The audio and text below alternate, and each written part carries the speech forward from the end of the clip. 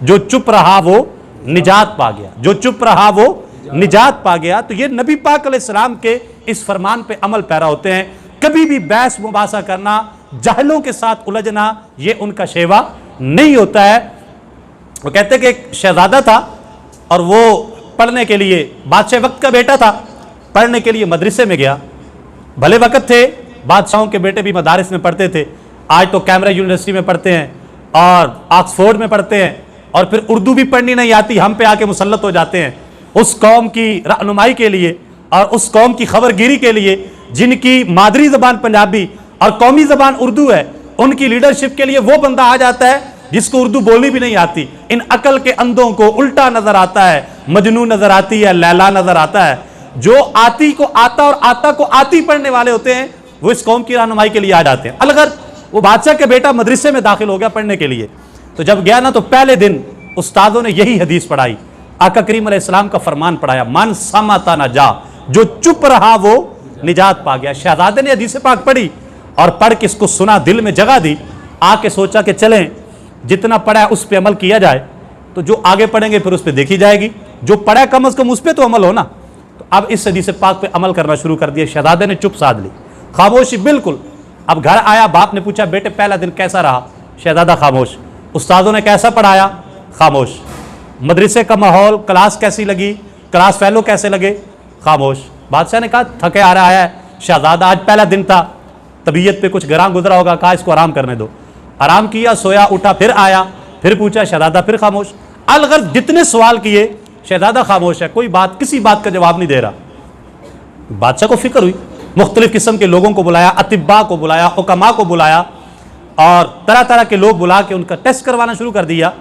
एक जो नफ्सियात का माहिर शख्स था वो आया और उसने, साइकोलॉजिस्ट, उसने चेक किया, उसने कहा कि ये किसी ज़हनी टेंशन में, दबाव है, इनको आप बाहर किसी खुली फिजा में भेजें, बाग की सैर के लिए भेजें, जंगल की सैर में भेजें, शिकार के लिए भेजें, इसका जहन ध्यान बटेगा तो ये बोलना शुरू कर देगा। अब बादशाह ने शिकारियों की एक टीम बुलाई, शहजादे को साथ कहा और कहा कि इसको ले जाओ जंगल में, इसको शिकार खिला के लाओ ताकि जहन बटे। अब शिकारी चल पड़े, सामान उठा लिया, शहजादा भी साथ है, जंगल में जा दाखिल हुए। जब जंगल में दाखिल हुए तो एक बरगद का दरख्त था बड़ा, जिस पे एक फाख्ता बैठी हुई थी। शिकारी ने उस पर ताक झांक के देखा कि कोई चीज नजर आए तो मैं शिकार करूं। कुछ नजर नहीं आया, शिकारी आगे चला गया। जब आगे गया तो पीछे से फाख्ता बोली। जब फाख्ता बोली तो शिकारी फौरन वापस लौटा और उसने ताक के देखा तो वो पत्तों की ओट में फाख्ता बैठी हुई थी। उसने तीर लगाया और तीर लगा के निशाना ताका, शिकारी का निशाना था, फाख्ता को जाके लगा, फाख्ता जमीन पे। जब जमीन पे आके गिरी तो शहजादा कहता है, सदकता या रसूल अल्लाह, या रसूल अल्लाह सल्लल्लाहु अलैहि वसल्लम, कुर्बान जाऊं, आपने सच फरमाया था, मन समाता ना जा, जो चुप रहा वो निजात पा गया। मेरे आका, ये फाख्ता जब तक चुप करके बैठी हुई थी, इसकी जान महफूज थी, जैसे बोली अपनी जान से हाथ धो बैठी है। मन समाता ना जा, जो चुप रहा वो। अब जब शहजादा बोला ना तो शिकारियों ने कान उठाए, उन्होंने कहा, अच्छा ये तो बोलता है, बातें करता है। अब फिर दोबारा सारा दिन शिकार करते रहे, शहजादे ने कुछ नहीं बोला, खामोश। शाम हुई, वापस आए, बादशाह ने पूछा, हाँ भाई बताओ क्या रिपोर्ट है? तो उन्होंने बता दिया कि जी ऐसे एक दरख्त के नीचे से गुजरे, फाख्ता बोली, हमने उसको गिराया तो ये शहजादा बोल उठा, मन समाता ना जा, जो चुप रहा वो निजात पा गया। इसके अलावा कुछ नहीं बोला। बादशाह ने कहा, अच्छा इसका मतलब है, ठीक है, ये जानबूझ के हराम जिंदगी कर रहा है, इसको कहा लिटा लो। जल्लाद को बुलाया, कहा इसको कोड़े लगाओ, तौहीन करता है, सुबह से हमें जलील कर दिया इसने, बोलता ही नहीं है, ये क्या फ्रॉड कर रहा है हमारे साथ। अब जब शहजादे को लिटाया ना और जल्लाद ने कोड़ा लगाया, जब कोड़ा लगाया, जान निकली शहजादे की, तो शहजादा फिर बोलता है, सदकता या रसूल अल्लाह सल्लल्लाहु अलैहि वसल्लम, मेरे आका आपने सच फरमाया था, मन समाता ना जा, जो चुप रहा वो निजात पा गया।